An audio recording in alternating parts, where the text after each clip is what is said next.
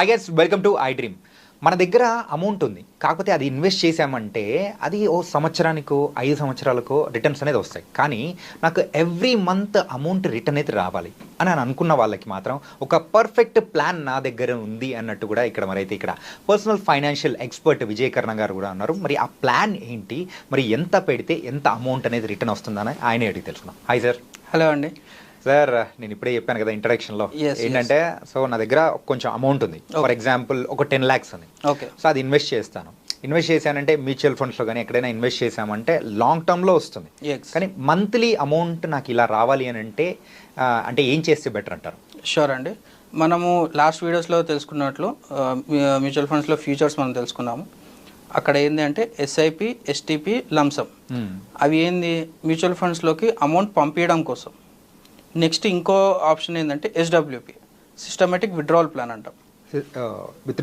Systematic withdrawal plan అంటే SIP, STP, lump sum అయితే ఎట్లా అమౌంట్ ఇన్వెస్ట్మెంట్ చేస్తున్నామో ఎస్డబ్ల్యూ అనేది తీసుకోవడం అనమాట. సో చాలా మంది ఏం చేస్తారు అంటే, నేను ఈరోజు ఒక 1 lakh ఇన్వెస్ట్మెంట్ చేశాను మ్యూచువల్ ఫండ్స్లో. 1 year తర్వాత 1,10,000 వచ్చేసింది. సరే మొత్తం తీసేసుకుందామని చెప్పేసి ఖర్చు చేసేస్తాం మనం. జనరల్గా అందరం అలా చేస్తాం. కానీ ఎస్డబ్ల్యూపీలో మనకి ఉండే అడ్వాంటేజ్ ఏంటి అంటే, జస్ట్ లైక్ మన శాలరీ ఎవ్రీ మంత్ 5th డేట్కి నా అకౌంట్లోకి ఒక 5,000 పడాలి నా ఇన్వెస్ట్మెంట్ నుంచి అనే ఆప్షన్ మీకు ఇస్తుంది అనమాట ఎస్డబ్ల్యూపీ.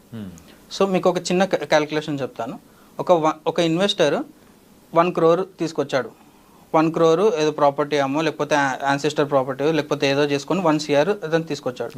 అతను నాకు ఇప్పుడు ఏమి లేదు, నాకు ఇన్కమ్ సోర్స్ ఏం లేదు, నాకు మంత్లీ ఇన్కమ్ కావాలి, అట్ ద లాంగ్ టర్మ్ దీన్ని పెంచాలి, క్యాపిటల్ అప్రిసియేషన్ కావాలి. జస్ట్ లైక్ మీరు అడిగినట్లు ఇప్పుడు 10 lakhs ఉన్నాయి. 10 lakhs నుంచి నాకు మంత్లీ ఇన్కమ్ కావాలి, కానీ లాంగ్ టర్మ్లో ఆ 10 lakhs కూడా పెరగాలి. ఎందుకంటే 10 lakhs మంత్లీ ఇన్కమ్కి మనం తీసుకుంటుంటే ఆ 10 lakhs తగ్గిపోతుంటాయి కదా. సో అట్లా కాకుండా 2 కావాలి అని అడిగారు.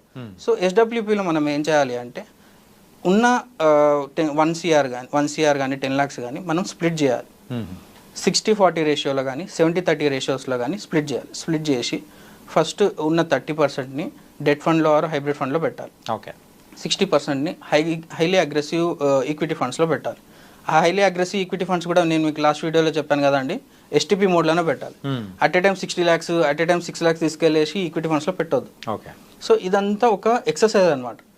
ఈ ఎక్సర్సైజ్ చేసిన తర్వాత మనకు వచ్చే అవుట్పుట్ ఏంటి అంటే, ఎస్డబ్ల్యూపీలో 1 CRకి ఎవ్రీ మంత్ 70,000 మీకు ఇన్కమ్ వచ్చేస్తుంటుంది. సో ఈరోజు అందరికీ తెలుసు 1 CR అనేది రియల్ ఎస్టేట్లో కానీ వేరే బిజినెస్లలో చాలా ఈజీగా సంపాదిస్తున్నారు చాలామంది.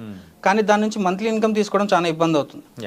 1 CR వచ్చింది అనుకోండి, ఎవరైనా ఒక కార్ కొంటారు, ఒక చిన్న ఫ్లాట్ అయినా ఒక చిన్న ఇల్లు కొంటారు, తర్వాత మళ్ళీ మంత్లీ ఇన్కమ్కి ఇబ్బంది పడుతుంటారు.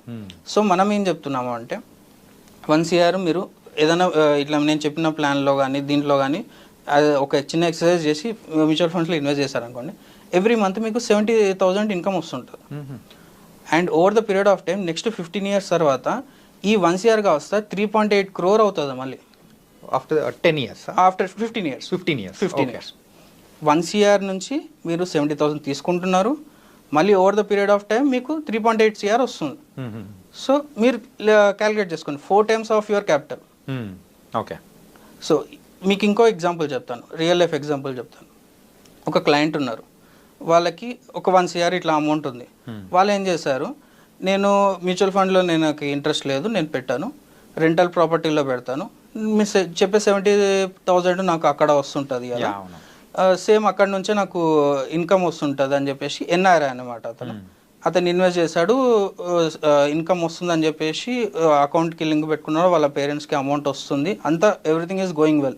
అతను యూఎస్ నుంచి మానిటర్ చేసుకుంటున్నాడు, ఎవ్రీ మంత్ రెంట్ వస్తుంది, అంతా ఓకే, అంతా ఎవ్రీథింగ్ ఈజ్ గోయింగ్ వెల్. సడన్గా వాళ్ళకి మెయింటెనెన్స్ ఇష్యూస్ స్టార్ట్ అయ్యాయి. ఓకే.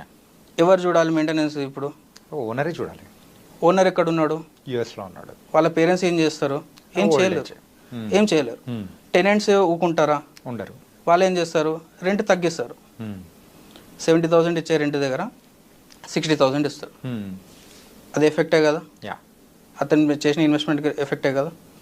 నెక్స్ట్ ఇప్పుడు ఇంకా ఇష్యూస్ చెప్తాను మీకు. అంటే నాకు మీరు ఇట్లా సిస్టమాటిక్ విత్డ్రావల్ ప్లాన్ అనేది చెప్పారు, బాగానే ఉంది. కాకపోతే ఏంటంటే ఒక 10 lakhs పెడితే మనకు అంత 7,000 వస్తుందని అన్నారు. ఎగ్జాక్ట్లీ అది కాదు సార్, నార్మల్గా అయితే రూపాయి వడ్డీ ఇచ్చుకున్నా కానీ ఎక్కువే వస్తుంది. ఎగ్జాక్ట్లీ అలాంటప్పుడు ఇందులో ఎందుకు ఇన్వెస్ట్ చేయాలనుకుంటాం? ఎగ్జాక్ట్లీ ఇప్పుడు మీరు చెప్పిన లెక్క ప్రకారం ఒక 2 రూపీస్ మనం వడ్డీ వేసుకున్నా కూడా 10 lakhsకి ఎంత 20,000 వస్తుంది. ఇస్తారు, 6 months ఇస్తారు, బాగుంటుంది, అంత బాగుంటుంది. ఫ్రెండ్స్ అనుకుందాం, ఫర్ సపోజ్ 2 friends ఉన్నారు. ఓకే, 2 friends మధ్యలో ట్రాన్సాక్షన్ అయింది, 10 lakhs తీసుకున్నారు, 6 months ఇచ్చారు.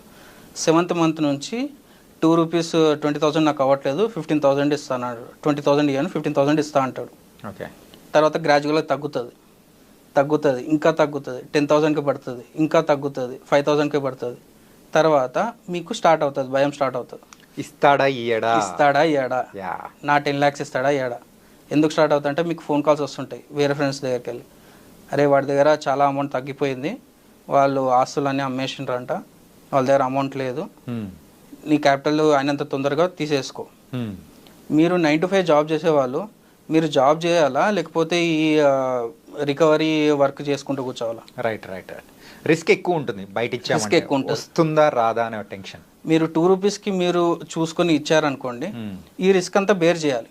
ఓకే, లేదు మీరు యాజ్ ఎ షూరిటీగా మీరు ఏదో పెట్టుకున్నారు, వాళ్ళ ల్యాండ్ పేపర్స్ పెట్టుకున్నారు, లేకపోతే వాళ్ళ దగ్గర గోల్డ్ తీసుకున్నారు అంటే అది బిజినెస్ అవుతుంది. మీరు బిజినెస్ చేయడానికి లేరు ఇక్కడ, మీరు ఇన్వెస్ట్మెంట్ చేయడానికి ఉన్నారు. మీ ఇన్వెస్ట్మెంట్ ఎలా ఉండాలి, మీకు టెన్షన్ ఫ్రీ ఉండాలి. First thing, right.